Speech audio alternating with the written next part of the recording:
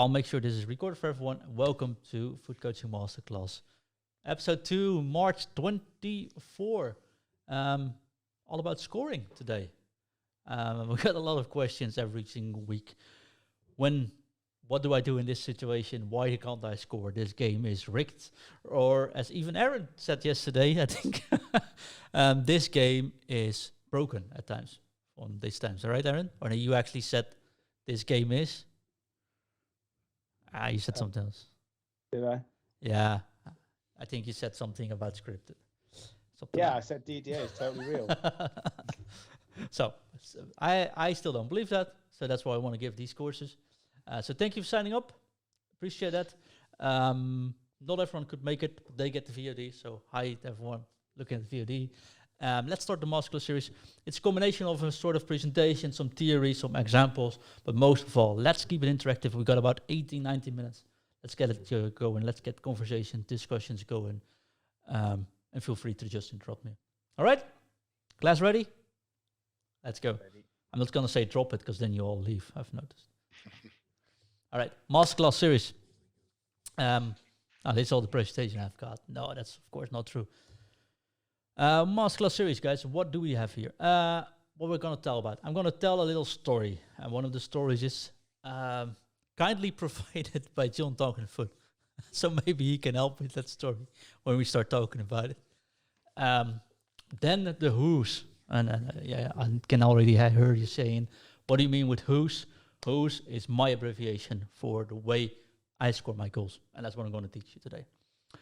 Next to that, I'm going to show you some technical tips of scoring, the way I can actually score. But most of all, I'm going to give you at least one very overpowered way of scoring in those crowded boxes. Nobody uses it. I don't know why. Aaron still doesn't know why that is, right, Aaron? Nope. We don't see that E-Divisie. Still don't know why. But it's very effective. And I think I could make about an hour of these examples from what I've even scored during the last week for that. But I keep that at the end, because else you take that, and just like in the YouTube videos, people click away, you go and go practice that. So we'll keep that at the end. John, I got a story to tell, and you might be helping me. John sent me a lot of footage today and yesterday, and I appreciate that. Unfortunately, I couldn't get it into a presentation, but it doesn't mean I didn't see it. But what I did get into a presentation, and I'm so fond of John actually paying to have us do this, is things like this. Shots or matches losing with 5-1, but having more shots than your opponents, right? More passes, more dribbles, low shot accuracy, but 10 shots, 1 goal, opponent 8 shots, and 5 goals. What happened there? And Aaron, I think I'm not exaggerating if I say this is about 70% of the questions we get. People starting off with this. The game is rigged. Can you help us? Or what's going on here? I think it's also why people leave the game. I think I see the frustration on social media, right? I totally get it. It is really frustrating. Yeah, I mean, I've seen that a few times. Yeah. And but it's no laughing matter. It's no laughing matter. It's definitely not. Can John see? Oh no, where did I start? So let's click it away from a bit. We're going to tell you guys how you can get rid of this, right? How does it help? And that's why I call this the house. There's a couple of things in theory which I'm going to tell tonight.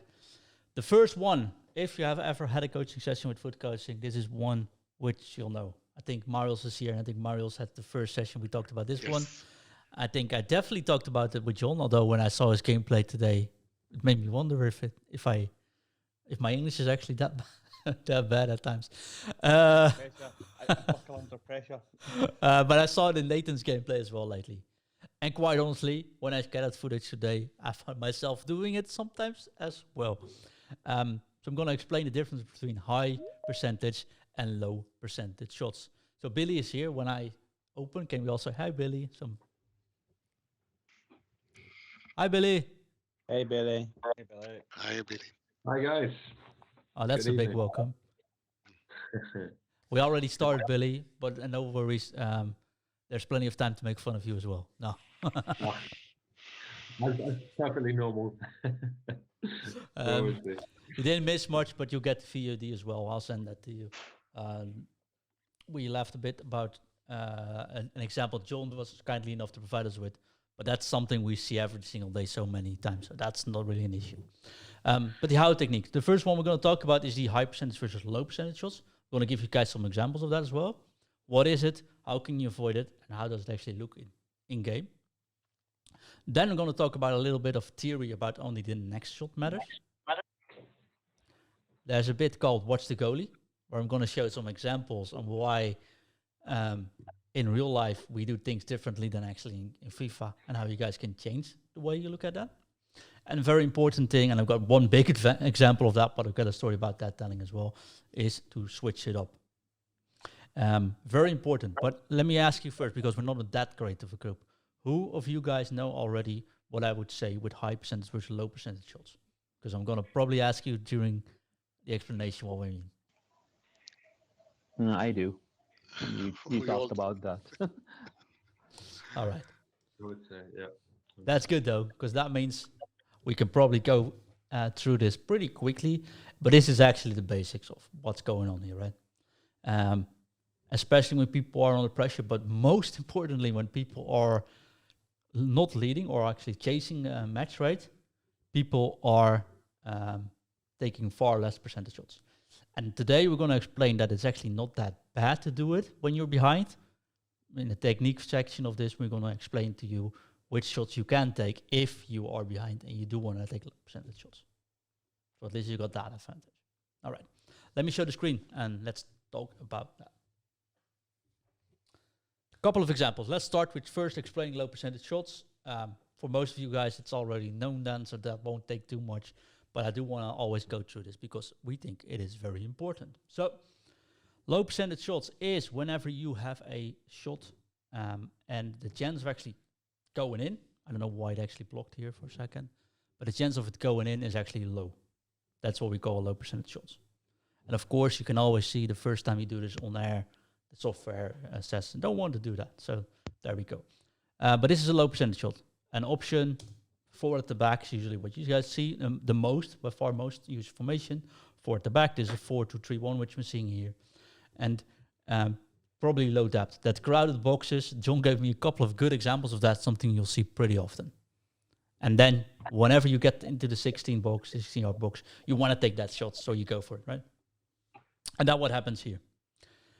Take a shot, but when we look at where the player is with the ball, and we look at his vision, you can see there's two people in front of him, and the chance of this shot actually going in is slim to none. When we talk about percentages, I'm usually inclined to say this actually is about 10-20% that actually goes in. Missing a shot in FIFA is actually really bad. It does two things. If you miss a shot, you get situations which we've shown in the picture. Someone can, I think, Billy, can you mute yourself when you're not talking? No, I can't see anything, John. You're not showing anything on my screen. I don't know why. I don't know if it's because I'm logged into the browser. I don't see a thing. All right, if you click on what I'm sharing, you should be able to see it. I see JU on the screen. I don't see anything else. John, can you tell where he should click? I can't see my own thing. I use Teams actually for my work, but I don't. I see JU. I can show you a screen. Show what I see, but I only clicked on the link that was in the email, and it will pop up. But I'm sharing my screen. You should be able to see that, Billy. Yeah. No, I see JU. That's all I see, unfortunately. Okay, carry on. If everyone else can, absolutely fine. I'll try and log in, log out, and then log back in again. Carry on, John. Sorry, didn't mean to interrupt. No worries. Okay. That's what we do with live class, right? Doesn't matter. So what happens is you miss a couple of chances because you take these shots, and it actually going to influence your mental state. You're going to be down the fact that you start missing chances, right?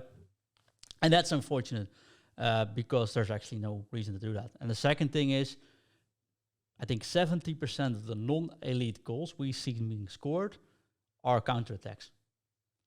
And if you lose the ball in the 16-yard box of your opponent, the chances your opponent will get a counterattack is actually really high. Therefore, taking a low percentage shot does not only hurt your own confidence, but it also makes sure your opponent gets another counterattack in. And that's often the lethal case. Of course, I haven't seen the match John provided us with, but it's very likely that many of the opponents actually scored a counterattack against you, John.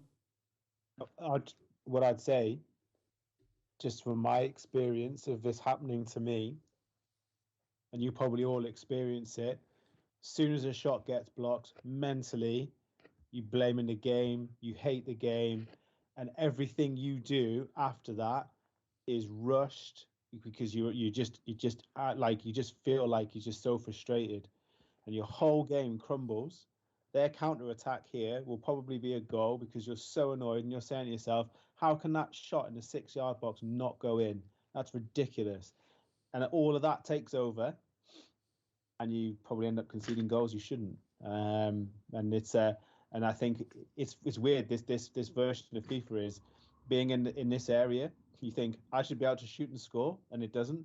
You think how is that not happening? But the reality is, I'm seeing more in some players actually, which is really impressing me, is the level of composure now that players are showing in the box to actually not shoot, and to actually either play a pass, do a skill move, something not complex, just something really simple, work the space, goal. But I feel it myself. I'm like, come on, man! I've hit 3 shots, all hit a defender. Up they go, score. I'm like, see you later. See anything there, William? Billy? Sorry. Yep. The reset worked. Thank you. All right, brilliant. No worries. I hear a bit of an echo, so if you don't talk, could you put it on mute? Thanks, appreciate that. No, exactly that. So, low percentage shots that are very likely to be blocked. Usually, there is another option available, and you have to be realizing that. But games which you lose, where you have the most shots, usually, I think, well, maybe I wouldn't say 100%, Aaron, but 99% of the time, it is low percentage shots being the cause of that, isn't it? Yeah, absolutely. Now, this is an example. Pretty easy shot, gets blocked, and therefore I go for a counter. I'm not sure if I can score for this, but this is something that keeps happening. Next example. Same thing, actually. I'm playing a 4-3-1. I'm playing a very low depth, as you can see. My opponent plays 2 strikers, gets the ball to one of his strikers, and whenever he gets the ball there, you see the same block of 2, and he has a player directly in front of him. He takes a shot and it gets blocked. And yes, once again, I'm going for this counterattack. I don't want to show you the end result, but there it comes. And now it's me. I'm playing a player, and here I lost my mind. Sometimes it actually happens, right? I'm not perfect. So what happens here is I'm 1-0 down, and I want to continue this match. And I think I should be able to get the ball. And I think this is a different example, but doesn't matter. This is a good example where people say, hey, but this is actually a high percentage shot. It should have gone in. This is one of those chances where everyone would say the first time they see it, this ball should have gone in. So let's have a quick look at it. I'll play it back once more from the start. Great opening, goes to the byline, great move, opens up, Butranego gets the ball, right? The red marker is where his vision is at. This is his maximum range of target. And if you have a quick look where my goalkeeper is and my center defender is, and we draw a line from there, there's just a tiny margin where he would be able to score from. And although this is close to the box, and although everything in the build-up is built very well, actually, and he got me there, taking this shot is still very low percentage. He also misses, right? There's not many people that actually can score this one. But this is one of the options where I wanted to show you the difference between a pro and a non-pro, for example, or the difference between a high and a low percentage shots. Because if we have a look at the player next to him, which is easily available by just passing the ball up once more and not taking this shot, that player would have a 100% chance. It will always be a goal. So this was one of these examples where you feel like it should be a goal, but in reality, you took a low percentage shot. I think this was an important one to highlight. Now, we're going to have some... Sorry, go ahead, mate. Can I just jump in and add something here? I think it's worthwhile. I'm thinking about build-up play and chance creation. And the angle, actually, that this opponent comes at John, I think is really interesting. Because if you're struggling to create chances to even get into this position, it might be because you're going straight down the middle of the pitch where it's really compressed, narrow formations. It's quite hard to get in. And if you're trying to shoot and there's like 2 or 3 players in front of you, no chance.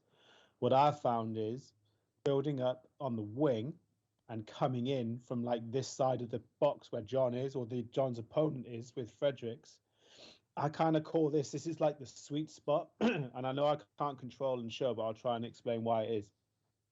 I think when you are trying to, I feel like a team defends sometimes in blocks. And if you can get in between the 2 blocks, you nailed on to score. And the 2 crucial ones in this bit is the defensive back 4 and the midfield, because with the tuning that they've done, your centre midfielders now don't track back as far.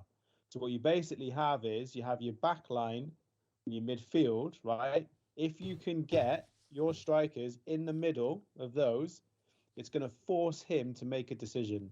And likely is most players defending don't do anything. So you've then got 2 strikers who can pass the ball to each other if you're playing 2 striker. Even if you're playing 4-2-3-1, the cam will push up. You'll have 2 strikers anyway.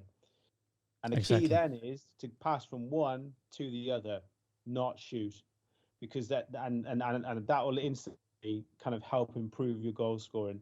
So I now look for that. I think, right, if I can breach that middle and defensive 2 blocks, you'll see, like in this example, this opponent has those 2 players right between the 2, but he doesn't take advantage of it properly. So that's, in terms of build-up play, kind of one of the things I kind of now work towards. And I try and stay composed, such as last week with my passing. I think it's okay. If there's 3, if I can't get in that space, I'm going to go back. I'm going to go side. I'm going to come in. And when I can see, when there's that, I've got my players in that gap, now it's time for me to work a chance to score. But again, because I'm there doesn't mean I'm going to shoot. I'm going to try and get the pass first. And I score more goals like that now than I ever have done. Sorry, John. I know we didn't. No worries, no worries. It was kind of just important to add in around how to get into those positions and what to do when you are there, as his opponent does, but he doesn't do it properly because he still doesn't score. Yeah. Any questions, guys? Just ask, right? Or this is the boring part. So please skip it, mate. No? No? Okay, let's continue. And then just interrupt us, right? Just like Aaron does. Sorry, Aaron. No, so this is a low percentage shot, and the rest I'm just going to play off, and I'm just going to show you some high percentage shots as well. This is another low percentage shot where you see, this is a very important one. This happens very often, where the opponent is actually he's 2-0 down. And what he's doing here definitely is trying to force that goal, right? And he does that by taking shots where I have 6 players behind the ball. My goalkeeper's positioned reasonably well. And this is where I usually say, look at the scoreboard. When people are 2-0 down, it's laugh time, right? Maybe the smiley was a bit of too much, but I still think we'll see this happen as well. And the fact that he green timed it, make it a sort of lethal one or sort of dangerous one. If he didn't green time it, it wouldn't do anything either. Right? So it was a last desert effort. This is me, 1-0 behind, want to get a quick goal in before halftime. Well, timing wasn't perfect, but honestly, if you look here, I might have had another option as well. I was a bit too quick here. Low percentage shot, leads to a counter, he goes again.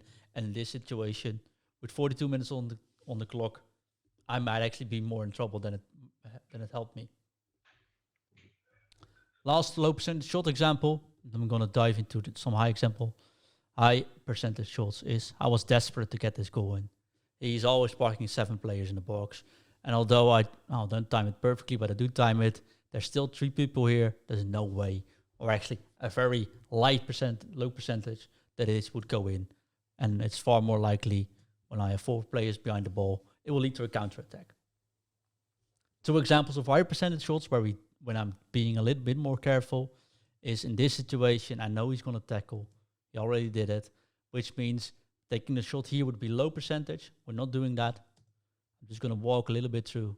I see him chasing to the wrong defenders, do a sprint boost. And once I'm next to the player, then I take a shot and go for that 100% Ik heb op shot. het web niets gevonden over als je een tweet had. Thanks, Siri. You guys have that as well? When I talk Dutch the whole day against Siri, it doesn't reply. I have to sometimes say 5 times. Then then I'm talking English on a podcast or on a video. Then it starts talking back. But here is so sprint boost next to the player, take a good shot then. And then the shot itself doesn't actually have to be that terrific. But because there's no one in front of it, it's enough to get that goal in. Last example from the high percentage shot. Aaron will be proud of my attacking options here. I lay the ball back. I could turn around and take this shot, which I'm not doing, right? This is sort of the same example my opponent took prior to this. And I lay the ball back, go for the 100% shot, and there's no way you could actually stop this one. Taking the shot here with my back towards the goal. I had to turn around and take a shot, but the goalkeeper would be very close to me. Laying the ball sideways, it's a 100% shot always. And then you always see is queuing he already knows the exact time frame. This is the basics of high percentage versus low percentage shots. And it's also, I'll switch to my camera, it is also the first thing in every single match you start off with. Try to make sure your first couple of shots are always high percentage shots. Because it goes the other way around. When you miss a lot of chances, you'll be very, even though you're very focused, very concentrated, everything in there, right? You will be very focused on the misses you did. So whenever you take 1 or 2 high percentage shots to start the match off with, those 1 or 2 go in, your opponent will be very delusionist. He will be very down, saying, oh man, he got 2 shots in, 2 goals. It doesn't feel like I got that much chance. And he might rage quit. And that's the sole reason why I'm lately pretty much able to do 20 matches of Wicked League in one day. Because when you do 1 shot on a Sunday and actually that first shot goes in, people just quit and go to the next one. Well, on an elite level, it also makes sure you don't lose the ball that much and you don't concede counterattacks. So your opponent actually has to do something interesting to get even a goal in. So always start a match off. We'll come back into the summary here. Always start the match off with making high percentage shots only until you have no other option. Aaron, you wanted to say something. Just to say, it's hard to not shoot, and it's hard to get in within 7 yards of the goal and know that a shot isn't guaranteed to go in. So it does require a kind of a big concentration and almost a bit of a rewiring. And I know that if I'm frustrated, tired, distracted, I take shots I shouldn't take. Long shots, shots where there's 5 players in front of me. But actually this comes back to if your composure is optimal, your concentration is good, and you get in the box. And in a weird way, it's kind of like a way of changing your thinking is you get in the box and you think, I'm not going to shoot, right? And then what you start to do is you start to dribble a little better, right? And I've noticed that. So actually the left stick dribbling is really effective, because what happens is you kind of come up against 2 types of opponents.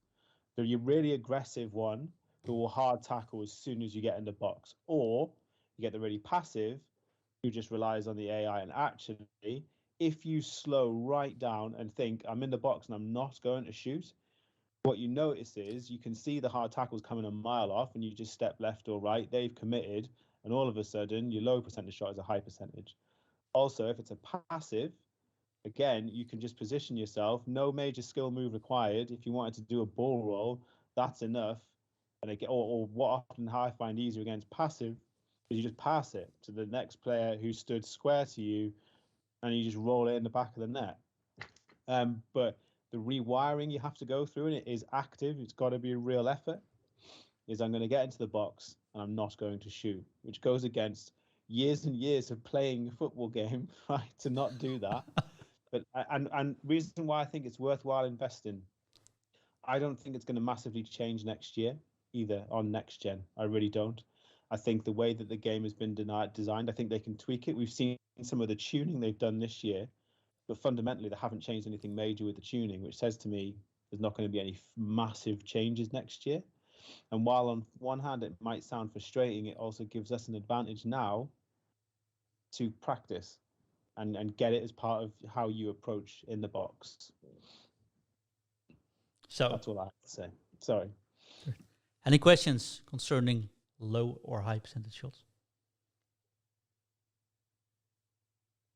Don't think so then. All right. Not so much a question, John. Statement. I do. It's the examples you had, go to the byline, cut it in, don't take the low percentage shot, try and feed the next person. I think I still probably rush that too much, and I just give the ball away because I pass and it just gets intercepted. So I'm in that 6-yard box and I'm trying to make that additional pass to the open striker. I just give the ball away so many times. Yeah. And I think when I saw your, that's why I've asked for the pictures, right? I looked at my own pictures. I haven't seen, I make screenshots from all my matches afterwards now. And I have not seen a single match where I got 10 shots on target. Myself, don't get any, like 10, maybe 4, 5, 6. So I play a lot, maybe too conservative even. But I also know that I don't, if I get a chance, it's very likely to go in. It doesn't always go in, right? That's what we're going to talk about now. But I think that's better for your mindset. And it does also something else. Not only does it affect your mindset positively, not only does it influence your opponent negatively, it also keeps you focused during a match. Because what's very easy to do is when you miss 1, you miss 2, you miss 3, you start coming into flow of just making sure it goes in, but you start losing focus on everything else what's going on. Well, if your focus is to get only high percentage shots in, everything around that will be breathing that focus. We'll be talking about the focus. Every ball you take, like, okay, let me take sure I pass that. It's not safe. I'll go from there. And you'll feel more in control naturally, even though you might not even be the better player, but it will feel that you are in control. And we're going to talk about that in the next masterclass, holding passes, etc. But I think this is one of those options where if you get it right, then it's good. And since it's a very interactive session, Mario's, for example, right? Want to highlight him because I think I said it to you the first time we spoke, Marius, about 3 months ago or something. Yes. Marius is one of those players that hardly misses a chance these days. Honestly, all green timed, all high percentage shots. Whenever I see a match back, it's like I'm gonna sit back. I'm gonna enjoy the show. If he gets 3 shots, it's gonna be 3 shots on goal. Maybe he doesn't score all 3, but he definitely will score 2, right? Which makes me. Oh, I'm like I said last time, I'm a proud teacher at times. Like from moment 1, from the first match on, he was on par with that. I think that's still his mantra. It was our first lesson. Yeah, there you go. High percentage shots. What I learned first from you, it was this thing. All right, I'm going to tell you something new as well today, hopefully. So that's going to be good. I have a question, though. Shoot. Well, only shoot if it's high percentage, of course. Yeah, of course. But it has to do also who is shooting and the shooting power. Does affect also the percentage that might go in? For example, if Ronaldo is shooting or another player with lower shooting stats, maybe that has also is affecting the percentage of going in or not going in. It does, right?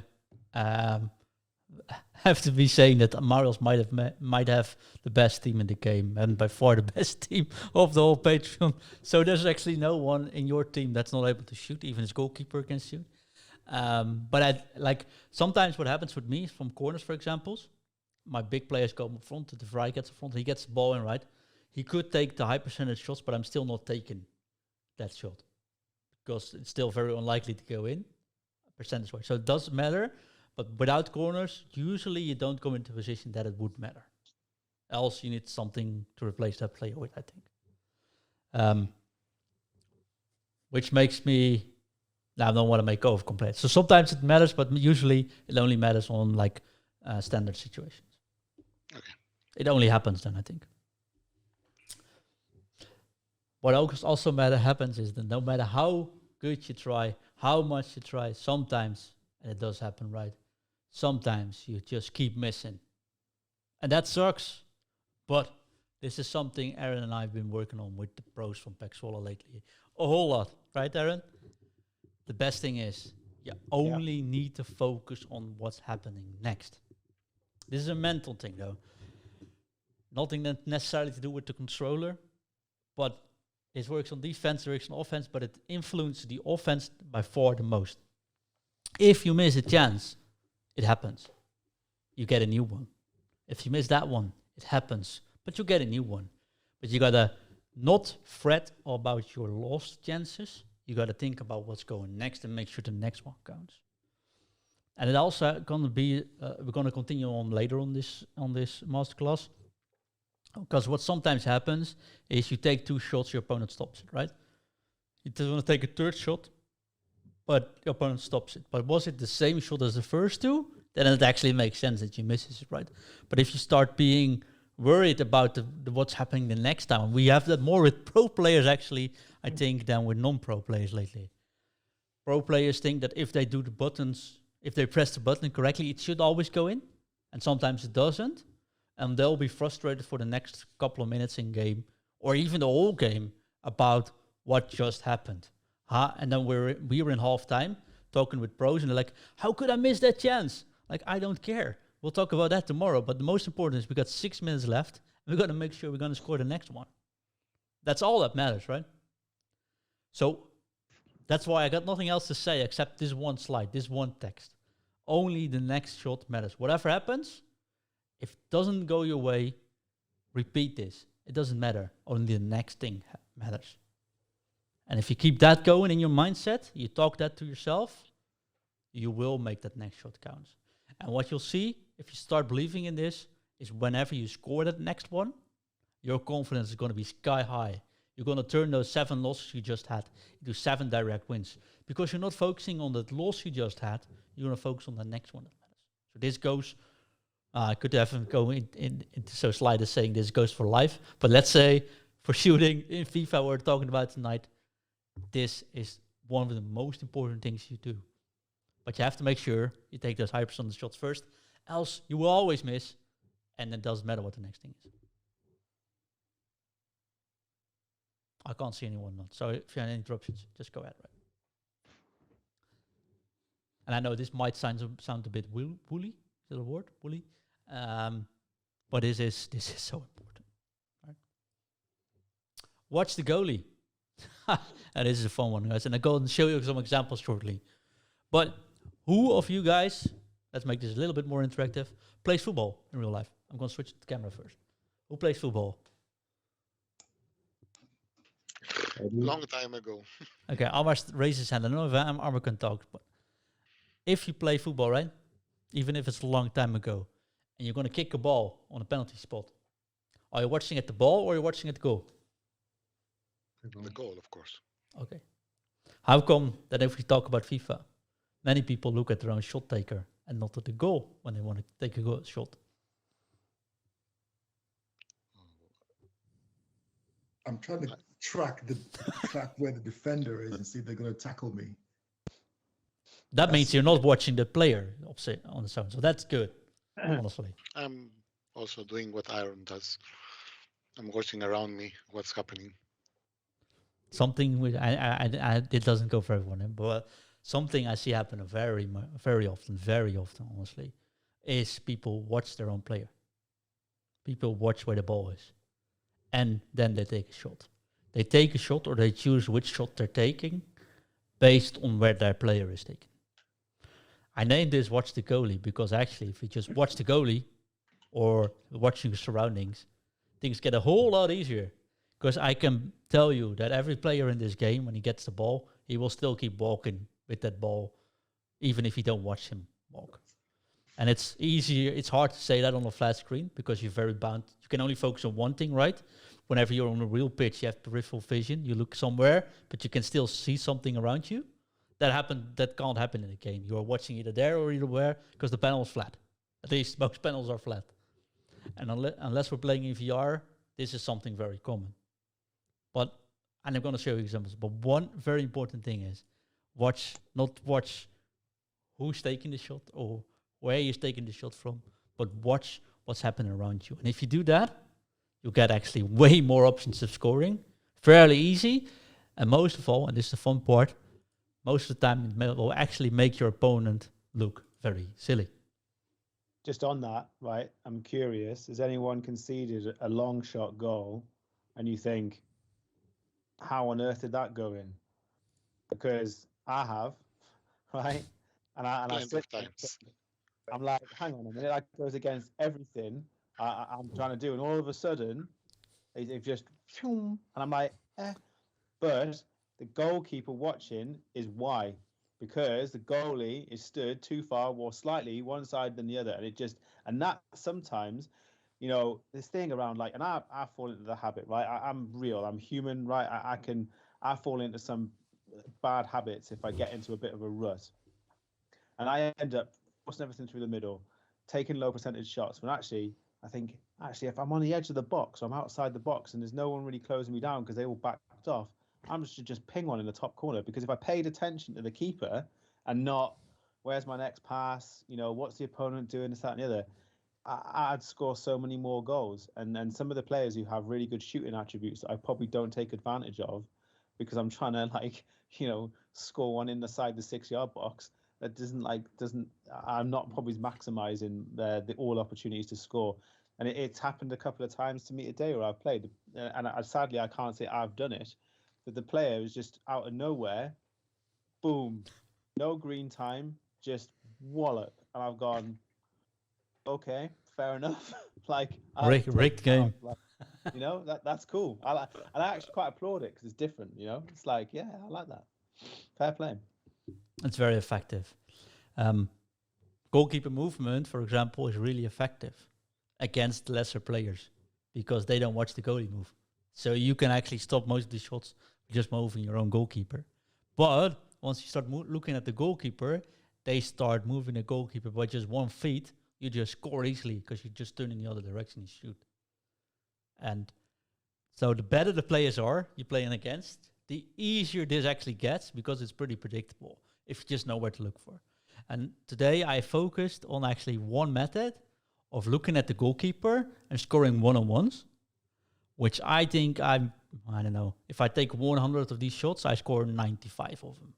I think everyone can do this. Does that trigger you? Then we'll tune in next week on that.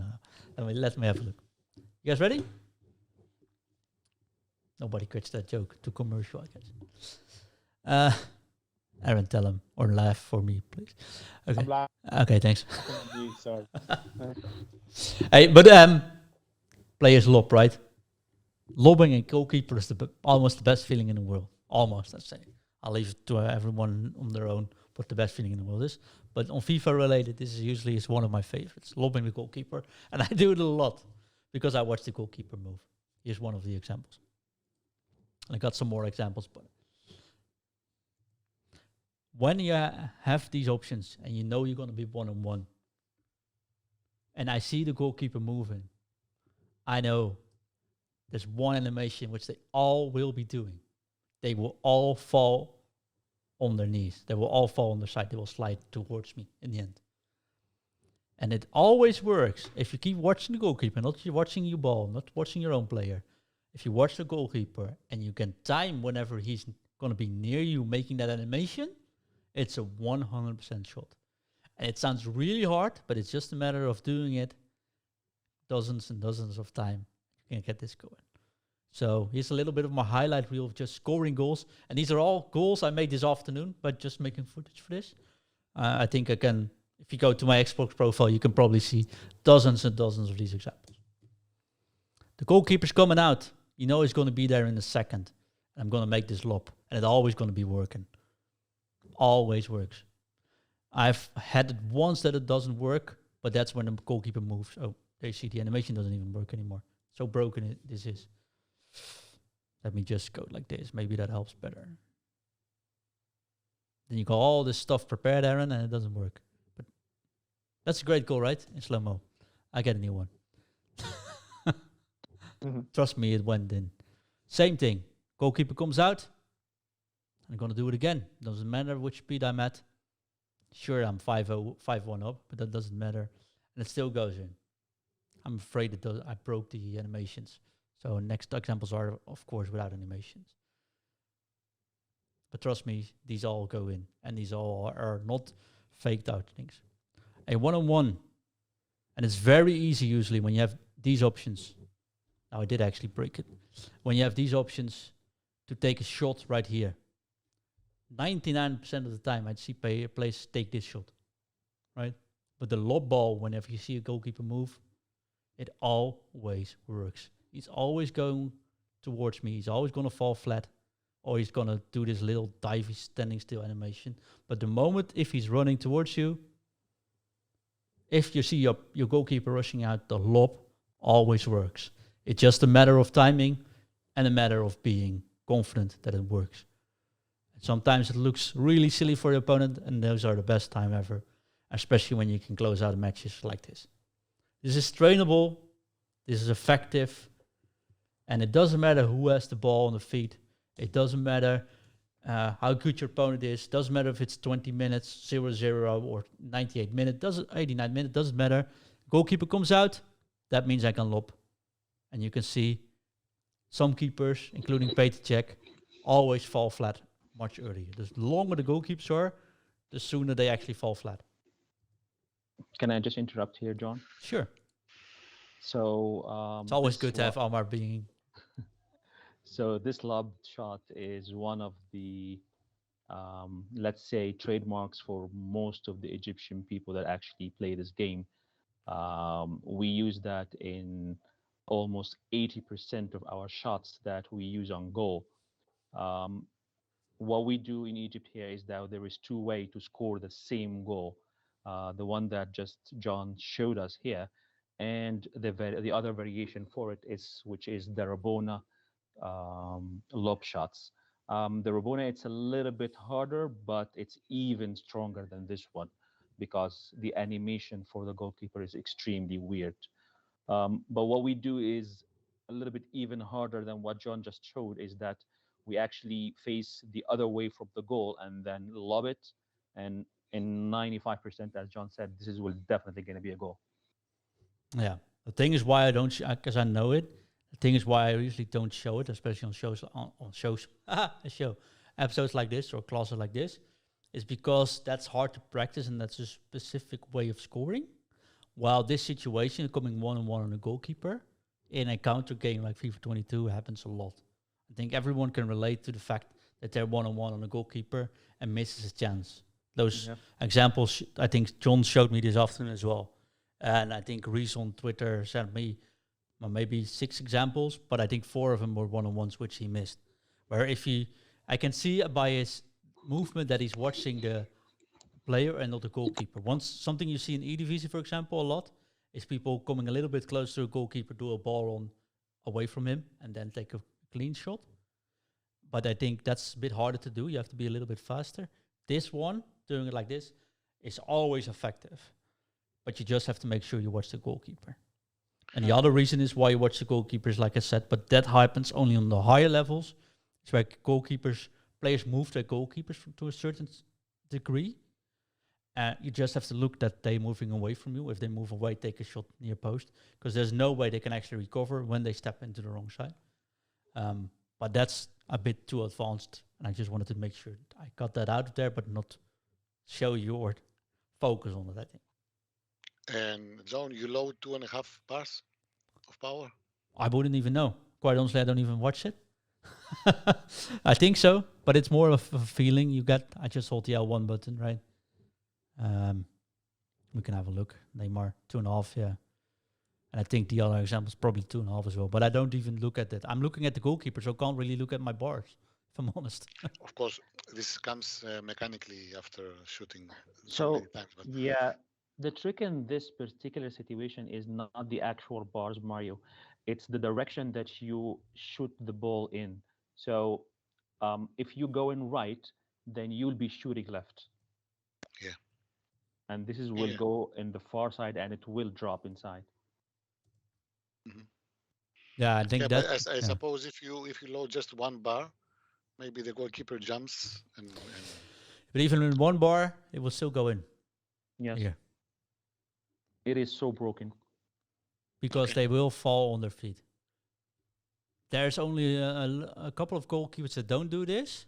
One of them, for example, is Casillas, that I don't see do this very often. But then again, you could just pick a corner with him and he can't reach it anyway, so that doesn't matter.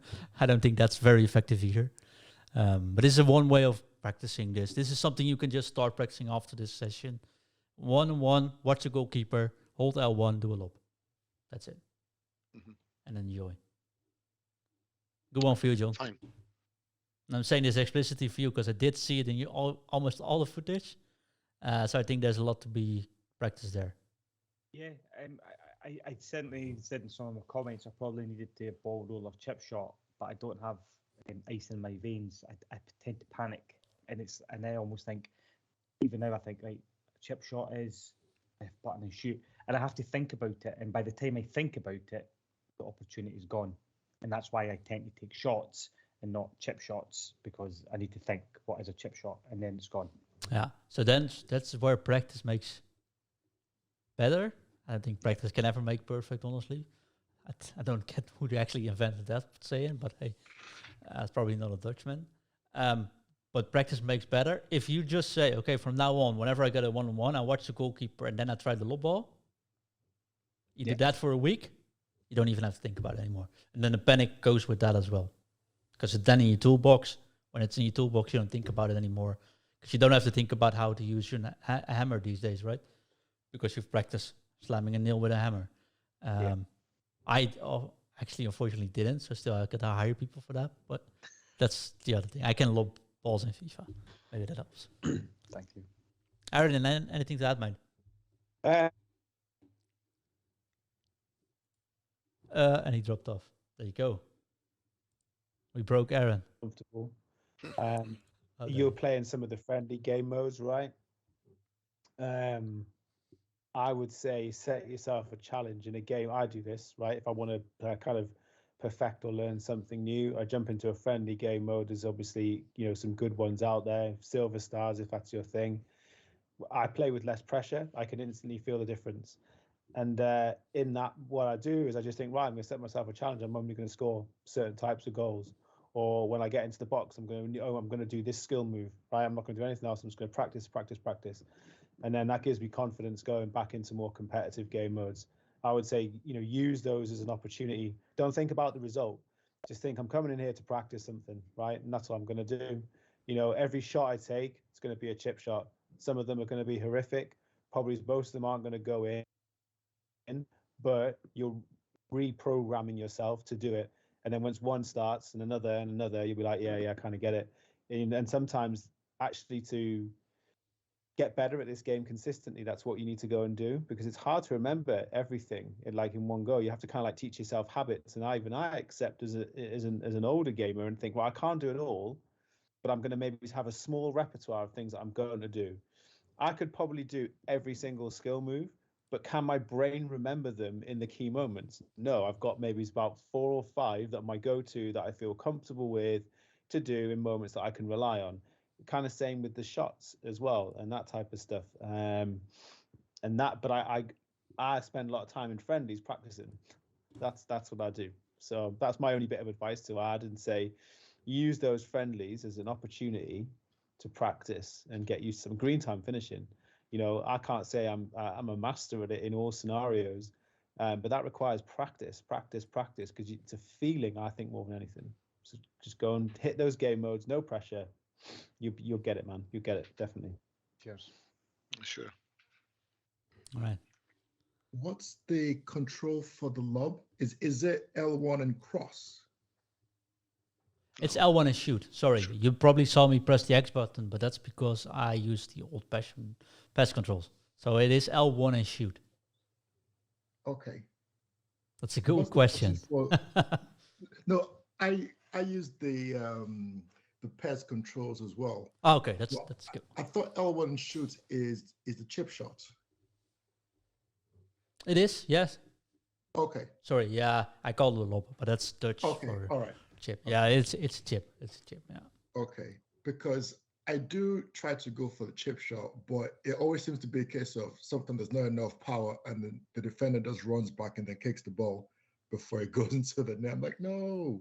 Is there a way to improve the power on that, or am I doing something wrong when I take the chip shot? Probably, but I haven't seen the examples, of course. I would Okay. always aim for the far post. That's Okay. a good question, though, because even the one I shot in from down the box, I aimed it towards the far post. It's a very important one, because that's the angle the goalkeeper usually can't even make. But I'm actually sure that if you watch the goalkeeper, the times you might do in the lob, you might be doing it too early. Okay. And then the distance between the goalkeeper and the goal is not so far, and he can either stop it, or there's not too much speed, and your defender can still run in. While if your goalkeeper is too close by, your defenders are closer by you, and instead of closer by the ball, therefore you can just have more action. Usually, you have to do it late, but not too late because the goalkeeper else has it. That's why it's important to watch the goalie instead of watching your own player. Okay. Gotcha. It does take practice, but it is very, very effective. And it looks rather cool. A bit of an observation here, John. This technique is a little bit different than what normally happens. Normally, when you're actually shooting the ball, it's better that you're not be sprinting.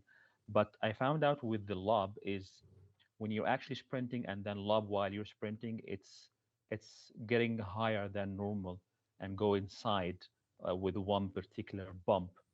But it has to be practiced a lot to be precise. Yeah, I get what you're saying. I might do that sometimes as well, but I usually would still recommend not touching sprint while taking that lob. Yeah. Because of the accuracy. You're better off not sprinting while having that ball there, watching the goalkeeper come out, do it then holding the sprint button and accidentally tapping it into your goalkeeper's arms. Yeah, it requires a lot of free practice for that. Yes.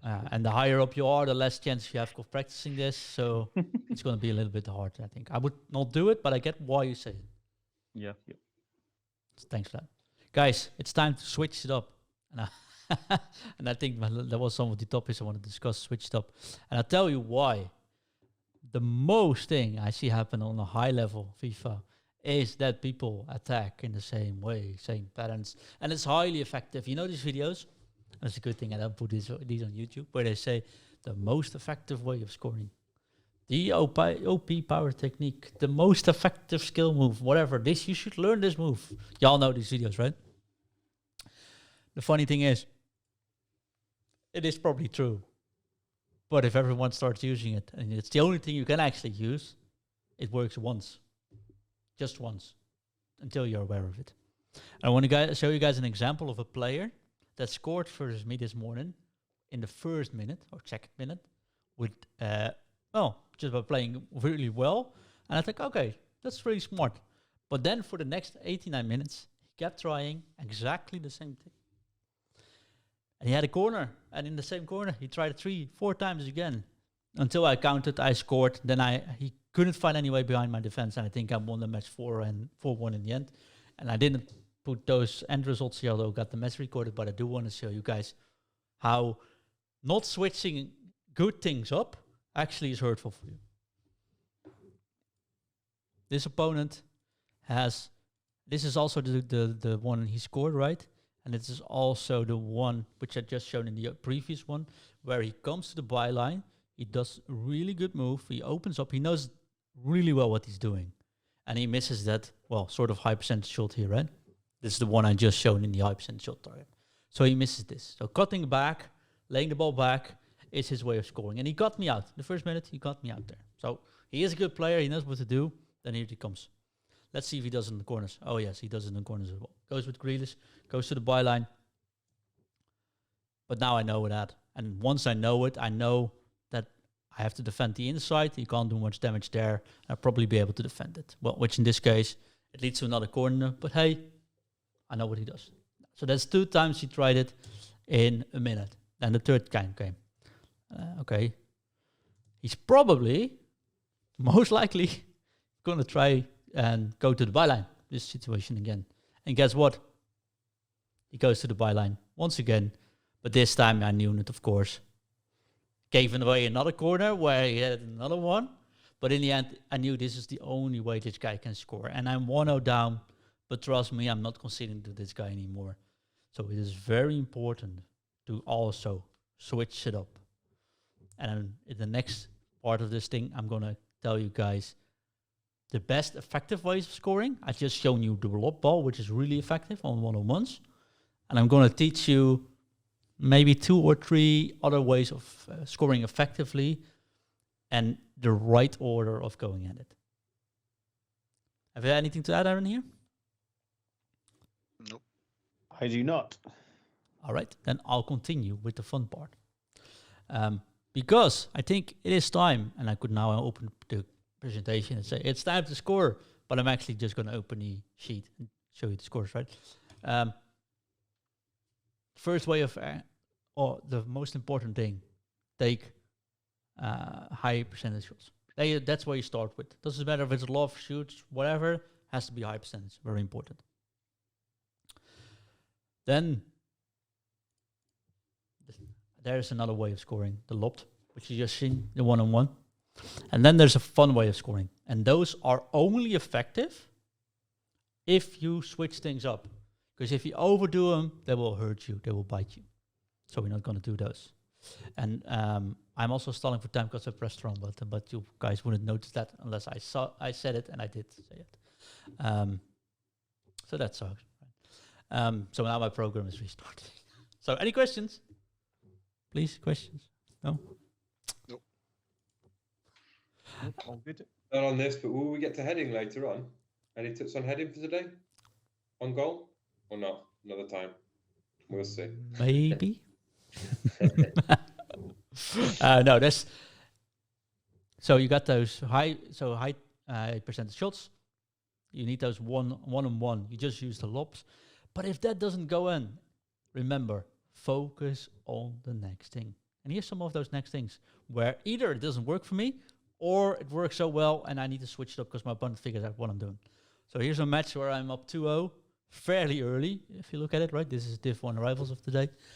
Fairly early up, but he is actually a pretty good player. I figured that out because when he has possession, he's actually very dangerous. So I need to make sure I get that third goal in, and I know for a fact that if I try those other things one-on-ones, he probably figured that out now. And if I do that a couple of times, then again, I miss a lot of chances. He gets counterattacks. My mindset might go down. His confidence might go up. And we don't want to go there, so we want to switch it up. There's 2 ways of switching things off. One is, and this one is not easy to do, but it is very much practicable, trainable. Green time finesse shots. The number 1 way pros score and the number 1 way you decide matches that aren't going your way. But if you overdo them, they lead to counters, they are being predictable, and they will bite you in the thing in the back. The second thing is, this one goes to Billy a little bit, is crosses and either head or volley those crosses. Overuses of crosses doesn't work because it's easy defendable, people know what you're going to do. But if you use it now and then it's actually very effective. Quick examples, going to show you the technique, not going into full details because I do think you need to use these for switching up, but they can nevertheless be very effective. So maybe not the in-depth tutorial you would like on heading, Billy, but I think it definitely is worth showing you. Cross to the sideways. Remember, I scored 2 times against these guys going through the center on a through ball. So when I then decide to go wide and give a cross, he's actually all built on defending those through balls. And that's why switching things up is very important. Just a regular cross, no funny stuff, just holding the pass button, the cross button. Just power it up. And because he's not actually expecting it, even while he's defending it with 2 players, people like Mkhitaryan can just finish these goals. If the player is not actively defending headers, you get a chance to get a header in. Why is it so important to change things around? Because if you do 2 crosses in a row, they will switch to that defender and they will be actively slamming that tackle button when the ball goes up. And you got no chance, or at least far slighter chance, of scoring those crosses. But if you did everything to the center and then suddenly give a good cross, it ends the match. Switching the headers up and the finesse shots, green time shots, is key. A match where I can't score, actually. The this sounds arrogant, but I was by far the best player, I think. I couldn't get a goal in. So many chances, couldn't get it in. But remember, only the next shot matters. And hey, you got to switch it up. If it doesn't work, you got to do other things. And that's why you joined the masterclass today. So, crosses I didn't try yet. So in this situation, I used my fullback to come all the way up. Gave a cross. He was not expecting the cross. And you could see the depth he was at. David got the goal in, the header in, and it actually went in. I'll put it on full speed so you can see it better. And now I open up the goal. I won this match 4-0. Because after I finally did score, my opponent left it hang, right? It was my first cross in this match. Switching crosses off can be very good. So it's very important to have a little bit of height sometimes in your opponent. I think Aaron and I got a good example on the Eredivisie, where one of the opponents, maybe the best player in the world, Aaron? Can we say the best player in the world? One of the best, maybe? Yeah. Levi de Weert, he plays for Vitesse and Team Gullit. He developed a technique where his best way of scoring is just putting 2 strikers on top and cross to those 2 strikers. From striker to striker, from Ronaldo to Ibrahimovic, from Ibrahimovic to Ronaldo, and get those headers in. Very effective. But if he starts using that from moment 1, everyone will put 4 center defenders in their basic formation to counter him. So he doesn't start using that unless he has to. So it's very effective, but he only uses it when he needs to switch things up. Very important. But it is definitely a trait where you have to be careful of what's going on. Another very important one is those green time finesse. I know many people say green time should just turn it off, but I am of one of the players, and I know, not sure Aaron agrees or not, but I am one of the people who think that green timing your shots, even if it's finesse shot, and Marius might actually agree these days because he's very good at this, is the easiest way of converting more of your chances. It's a very fun thing to practice, and it's actually, once you get to know it, it's not that hard. It's very effective. Look at this. The ranges where you can score from. And in the Amazing Goal channel, if you're on the Discord, I've posted still a lot of long-range shots like this, where they just slam it in from 25 yards out.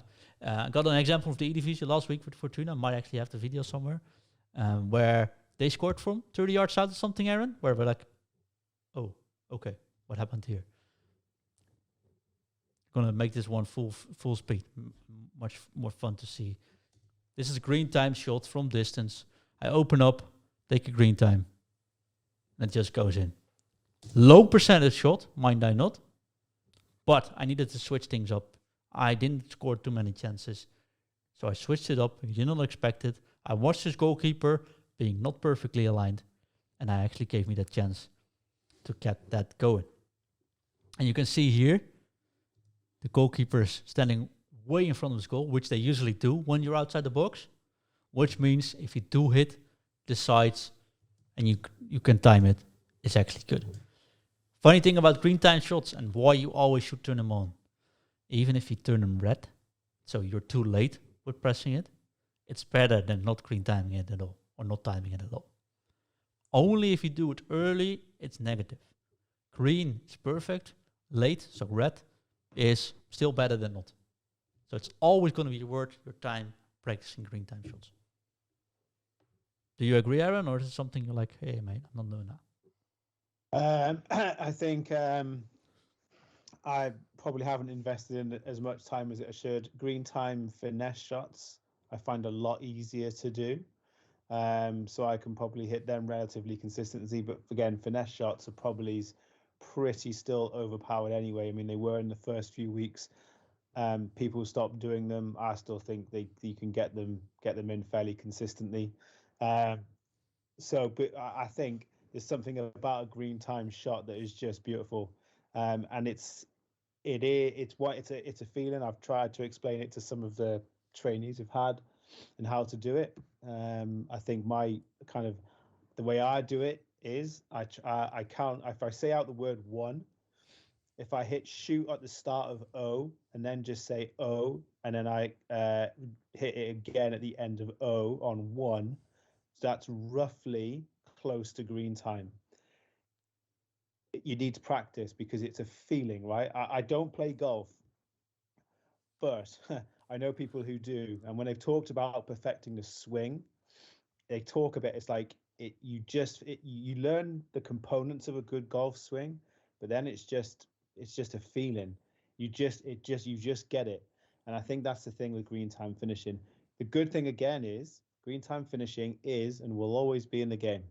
So an investment in it now and doing it consistently will always bring an advantage. A few years ago, it was like super overpowered. Everyone was doing it. But then people like to chase the OP, right? Rather than actually using everything that's in the game all the time. It comes with maximum reward, but does again require practice. And I would say if you're working on chip shots, perfect them. Look at green times. I mean, I can tell I'm up against a good player when they can green time headers, volleys, and pretty much every shot. And I know that's a good player because that's not easy to do. Um, but it does require a lot of effort. And you probably, it might take more than one iteration of FIFA to perfect it, but that's okay. I think if the intent is there, and Mario, fair play to you if you've been able to execute it relatively quickly. Maybe you can probably better at sharing how you did it. But it definitely brings Practice, rewards. just Yeah, practicing. you gotta accept the fact you're gonna hit more of those red scuffed shots first before you end up perfecting the green ones, right? Um, I still think long shots can be overpowered if you pay attention to the keeper perfectly, if I'm honest. Like John says, when you're outside the box, the keeper is not in the best position. And I think, a body feint left or right, keep an eye on what the keeper's doing, just hit a shot. Variety is key. I completely agree. You'll see your opponents do it, and you will also fall in that habit. You will just attack and shoot exactly the same way. As soon as you do something that's varied, well, the opponent's like, they quit. Yeah, it's amazing. It's such a great feeling. So my approach is right. If you're playing me, I play really boring in the first half of a game, but I'm using that to suss out my opponent and set a trap. Because what I want them to think is they know how I'm going to play. And in the second half, I totally mix it up. And then that's where I kind of win games. I can be like a goal down sometimes and come back, win 2-1, 3-1, and get a quit because I now know how they're playing. I've made them think I'm being boring when actually I'm just working them out, making them think I play a certain way, then come out second half, play totally different. I don't go crazy. You see how I'm very balanced in my approach. I just change up how I play. Crosses, crosses are my favorite way to score currently, but I don't overpower them. I maybe do it 2 or 3 times. Yeah, Then I same. hit them.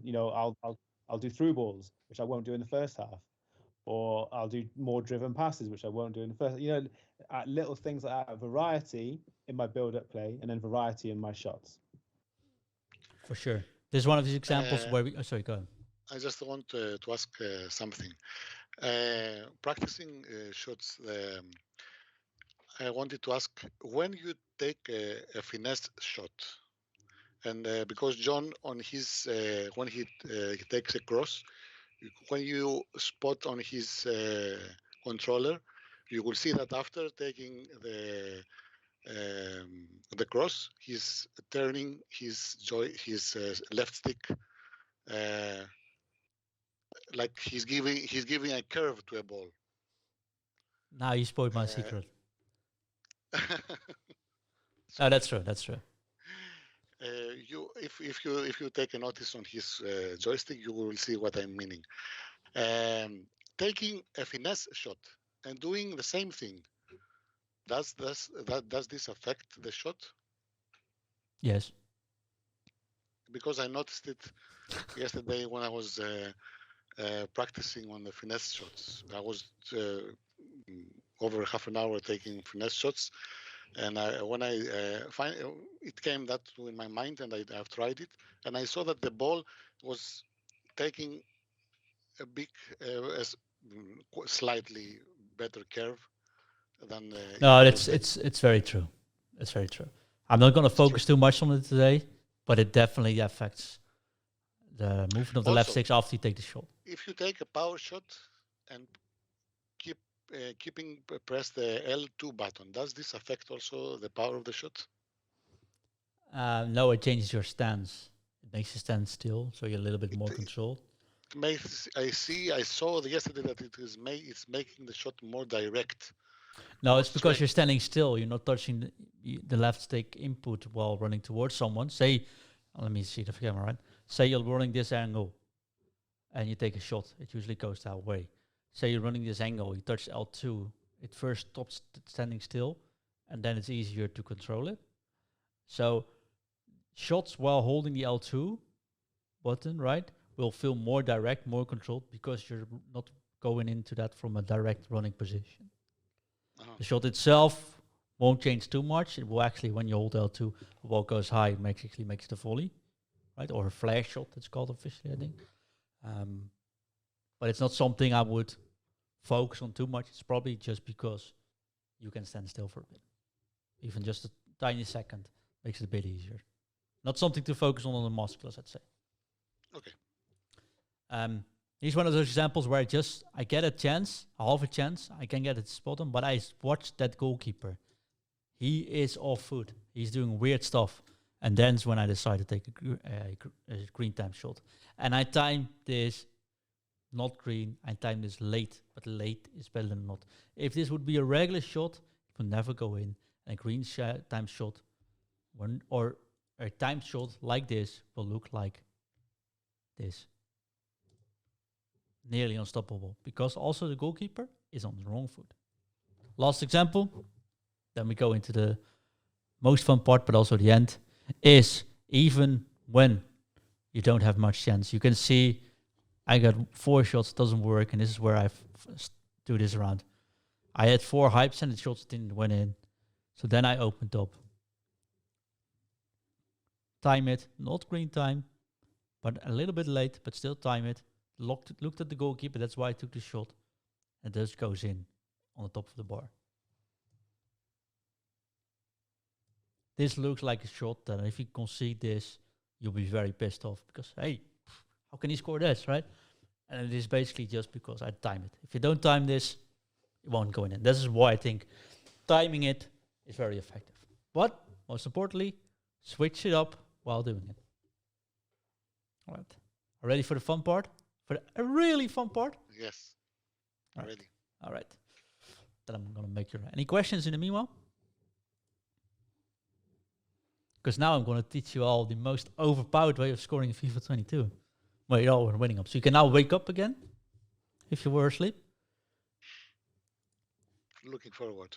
And I think, Aaron, I think it's safe to say this is by far the most used way of me scoring, at least, right? Yeah. And I've been telling this to pros, but for some reason, not many pros use it, Aaron. No, I would agree, but I think even at a pro level, right? I think they've probably fallen into habits. For example, you don't see a lot of green time shots. You don't see a lot of out the box finesse shots. If you watch their games in the competition that we coach in, a lot of players play the same. So when someone does something, like shoot outside the box and it goes in, it's like, oh, that was exciting. But actually, that can be done by anybody. So hence why I guess the key thing that John's talking about, which I think is the big takeaway, is variety in your shots. But this one, yeah, it's really good, really, really good. All right. And some of you might have noticed it already, but I saw that my first animation broke, so I'm gonna go with the second. But guys, the most overpowered way of scoring goals in FIFA is actually the most easiest way you can imagine. Because it all starts with a touch of a button, and actually 2 touches of a button. It's what I call double tap goal. You need to have 2 strikers. Whatever happens, I need to have 2 people in front. If it's Cam coming forward, that's fine, but that's why I 100% think 2 strikers in a game is actually the most effective. What you do is you take one player, you're going to run forward, and you don't take that shot on goal, even if it's a high percentage shot. But You double tap your pass button. It's a lofted pass to the other striker. And when the ball goes in the air and you take that pass, you just shoot. You don't think, you don't look at the goalkeeper, you just press the shoot button. You can green time it, but you don't even have to green time it because it will go in. And I know we can probably get a lot of YouTube views from this as well, Aaron. But hey, I'd rather do masterclasses for the dedicated fans. This was some examples. Created some space. I get the ball in. And then, yes, I'm playing this in slow motion, so it takes a while for the ball to actually come here. And very often, we see people take this shot. We do not. We double tap the ball. If you look at the angle over here, you see me double tap it. Let's have a quick look. Quick run back. Look at the controller. 1, 2. The ball doesn't go over the ground. The ball goes a little bit up. Doesn't touch the ground anymore. And I instantly, and I do hold the L2 button usually, just for you, Marius, this one is just for you, holding the L2 button, and I score it. Once more on full speed, get the ball in, doesn't matter where you come from, you double tap to your player, and you just slam it in. I think that's lucky. Well, I'm going to show, I don't know, 6 examples, but I probably have 60 more. Double tap. But I'm not scoring this one, guys, because no, I watched the goalkeeper. This is a low percentage shot. I'm going to run this first on full speed, and then I'm going to run back. But remember, I was looking at the goalkeeper here above all. Nope, this one, not intention.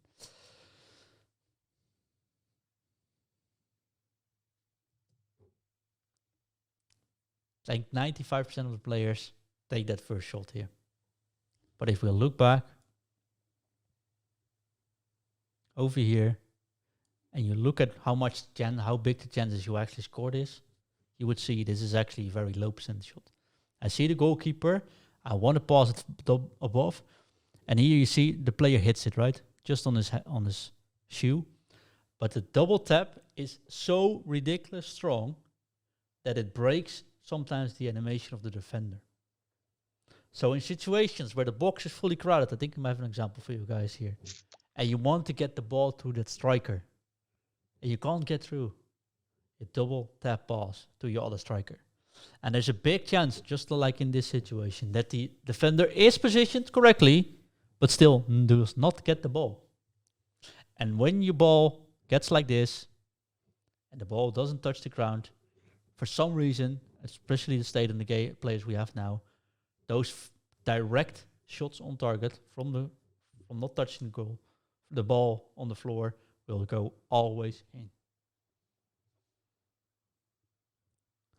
Neymar has the ball, could take a shot, but actually would be a low percentage shot. Remember, there's someone in between. So I'm trying to drag it back. Now I could drag it back regularly over the ground, but I am again double tapping it. The ball goes high. Even the goalkeeper is not blocking this one. And I can tell you already that if you would take this ball over the ground, the goalkeeper would probably still have it. But the lobbed through ball, it's called the lofted ball, double tap A, or double tap the X button on your PlayStation controller.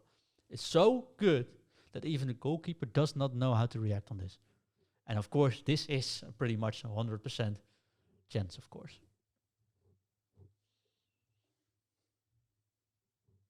And it isn't luck, because if my software keeps running, which it unfortunately doesn't, of course, I have some more options. I'll show you. I can probably open it again. But this is a really easy way of scoring. Crowded boxes, double tap to your striker, take that shot. With a bit of luck, and actually I would think it's called luck, but it happens so often that I'm actually just thinking it's a broken mechanic. Yeah, double tap passing in the box is really overpowered. What I would say is it's not meta, right, and it's not broken, from my observations. But there are ways to do the double tap pass. So I guess the first thing is, right, the double tap pass is actually a way of creating chances in the box, right? So again, most of us probably come up against, either passive drop back or aggressive drop back, and you feel like you've got either no time or the ball's just been intercepted, double tap is the best way to get the ball to another player in the box. And I've got some clips, not on this computer, sadly, that I could show of how you can sequence one or two in a go. Not just double tap pass, but double tap through ball. I know John doesn't play through balls a lot, but it is, again, still quite effective. The key to the double tap passes, and I'm happy to go into a bit more detail into this next week in terms of like talking about, I guess, how do we kind of navigate through those tight, boxes with lots of space, no space, right? But there are ways to make sure it is more effective than not. That will guarantee pretty much it goes. And if you get it, and you just shoot, right, and it just goes in. And I think again, it was in the game last year. I used it a lot. I didn't use it a lot at the start of this game. I fell into the hard driven pass. But now for me, if you watch my build up play, there's always at least one, and they get in the box, one, two, and then I've got a chance and score most of them. So if you get one thing to take away from this, double tap passes in the box, or actually fair anywhere. My one advice would be, and this is going to sound odd, it's most effective when the opponent is closer to you.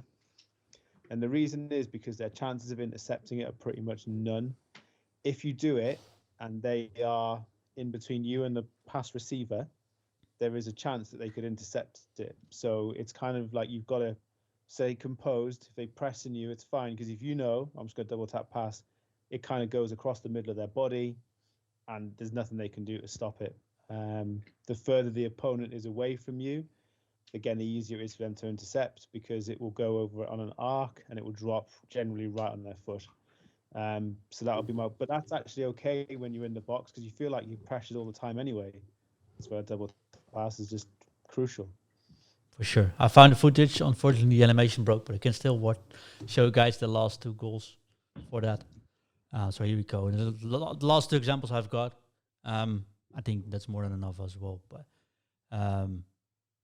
pretty clear examples where my opponent is actually pretty chasing. He's a pretty cool player, honestly. But by just creating a little bit of space, having crowded boxes, you can see here, right? Just double tapping creates enough opportunities to do it. I think this is the one I already shown you. This is the other one. It's the same examples. Of course it's the same example. This might be it though. Actually playing a 5 at the back here, the opponent. So very crowded. You can see how deep he is, right? Really annoying to play against.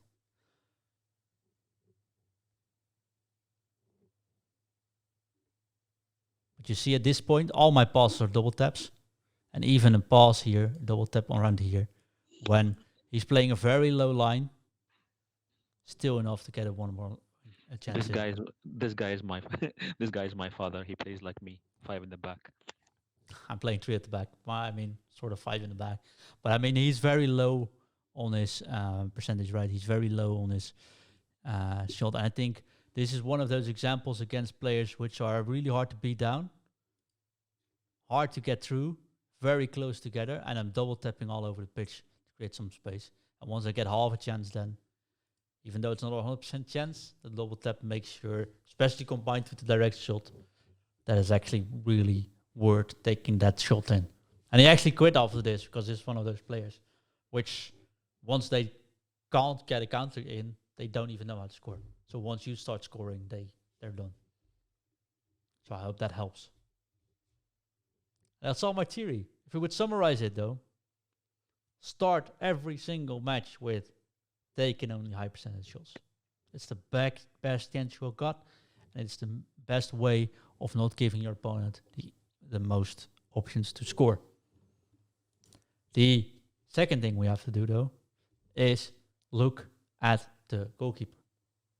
take when you go 1-on-1, take those lob, or as you call them in England, I'm sorry, chip shots. Third thing, whenever things don't go your way, it doesn't matter. All that matters is the next shot, the next chance you take, the next shot you take, the next tackle you make. But focus on the next one. What happens in the past, in the last minute, that shot you missed, you can't fix that right now. You can learn from it after the match, but you can't do anything about that one, right? And I think if you look at real football, Ronaldo is a perfect example. He misses a chance, next chance he takes, it's all that's in his mind. He doesn't get frustrated by the fact that he misses, only looks forward. After the match, he can be negative or think about it or be frustrated, but during the match, only the eyes forward, only the eyes on the prize. And the fourth thing is switch things up. Make sure you keep switching things up. If you have one way of attacking, that's good to practice stuff. But if that's all you got, you will find opponents that are better than you. They will find out how you play, and they will come back from you, even if it works once a match. And this happens a whole lot. There's a lot of people that are dependent on those through balls. There's a lot of people now that give only crosses. There's a lot of people that only go to the byline and lay the ball back. If you have a player that can do all of them and knows how to switch it around, then you're a good player. Then you're in trouble. But if that's all you have in your toolbox, you get the goal in, but you'll still lose that match. And I think that's exactly what Aaron said as well. Once he figured out his opponent, there's actually no way your opponent's going to beat him, because Aaron can switch things around, but your opponent's probably going to do exactly the same for the rest of the match. The player that played me this morning, yeah, sure, he got an early goal in. I beat him big in the end because his only trick was going to the ball and lay the ball back. Switch things up, very important. And then you guys got the double tap, practice the green time finesse. Those two things will get you glory. I hope that sums it all up. And I'm all open for questions or discussions, of course. Cool, thank you. Thank you very much. I'm gonna try something here, John, till next week. Every goal that I'm gonna score as a lob, I will tag you and add a hashtag to it. Hashtag lob for everyone.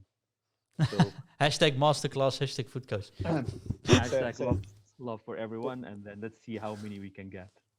So here's your challenge then, right? So John earlier in the season shared a clip of him scoring a chip shot from the edge of the 6-yard box, right? And none of us believed it. So there's your challenge. If you can do that, right, then you've mastered the chip shot, right? It is pretty impressive. I'd like to see a real long range one, but where the keeper's not fully out, that would be pretty impressive as well. It's doable. Hopefully that helps. And I guess the only thing I was going to add is how this is a continuation from last week. Last week I talked about stripping your approach to play back to the basics and using the AI movement, and I hope that that's helped of looking and kind of looking for what's happening around you. I've changed. I've moved through now Division 1, and I'm on my way and close to Elite now, and I've changed nothing at all. Some odd games I've gone, like one of my strikers getting behind. That's because that was the opponent why I did that. So it works, and I feel really proud that actually I'm kind of still doing that, right? But also John's right. Opponents who have one way of playing, in the end, are so easy to beat. Don't get me wrong, it's annoying when all they do is hit through balls and they get one and they score. But with the variety in your chance creation and chance taking, shouldn't be a bother. And the funniest thing I see is when they make a sub, right? I think, that's really creative. You're going to bring on slightly faster players and do exactly the same thing. It does make me laugh, and they just continue to play exactly the same way. I think there's some. There was a question around heading, and I'm thinking about what next week, because while we have a kind of a broad kind of framework we want to run with these masterclasses, keen to see and deliver something that works for you. Now again. Maybe as we look at crossing or heading, crossing and heading, because there is some, the more I've moved to a crossing approach play now, I've noticed some things that can really help with crossing, when to cross, where to aim, power, and I have absolutely spooned some headers fight, and I've hit some glorious volleys, and I think, yeah, okay, there's something in this. So maybe if that would help, right, then we can maybe shine a spotlight. There's also a huge variety of crosses. I think don't get fully utilized either, which can really help. Or we can look at crafting approach plays and stuff like that. Developing kind of strategies to kind of help really, and not do the same thing. But I guess we want to be guided by you, not wanting you to answer now, but just kind of keep that in mind. But hopefully that helps. Creating chances, bit easier, a bit more consistently. Now you've got scoring, double tap passing. For me, of all the great things John shared, is the number one. But yeah, great one, John, and hopefully you guys can take this into your game next week and keep building on what we've already done. Sure do. Can I ask who's going to practice double tap and who's going to practice screen time? Double All the tap. time. Yeah. Double taps more likely to go above green time. Billy, go ahead. No, it's really good. My biggest question was saying, when you notice that you're under pressure, and you say that your tip was to watch the keeper. When you are in a really close match, how do you find the time to be able to watch the keeper? Are you saying this is just a trained reaction, or I kind of feel paranoid when you're really under pressure, your opponent's really closing you down really well. I don't find, maybe I'm too focused. Maybe I'm too focused on one thing and not seeing the whole picture. But what would you advise to be able to watch that goalkeeper in pressure situations? Any ways of creating space or something? No, it is honestly, it is just a matter of doing it, practicing it. Because if I look at my own gameplay 2 years ago, for example, I wouldn't be able to do it. I would lose the ball by fumbling my fingers around and collapsing under pressure, right? But now, honestly, I'm playing guys that are way faster than me, also half my age. Like I practice with the pros, for example, sometimes. Like if I am colliding under this pressure, they beat me 6-0. That's not going to happen, right? So I'm going to focus on that next pass and that next shot, and I'm just going to take that lob.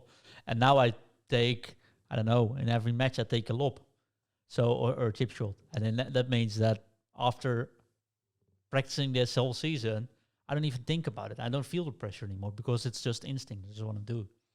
Like Mario says, how many bars do you even touch? I don't even know because I don't even watch it anymore. And that's because I kept at it. I know it works, so that's going to be my focus. Watch the goalkeeper, see what he does to respond to that. That won't go right away, right? The double tap is something that works the moment you close this masterclass. You'll figure that out. Hey, suddenly you start creating openings, start creating chances. But the finesse, the lob ball is something you need to be fully aware of. And I think you said pressure is something I've been thinking about the masterclass as well.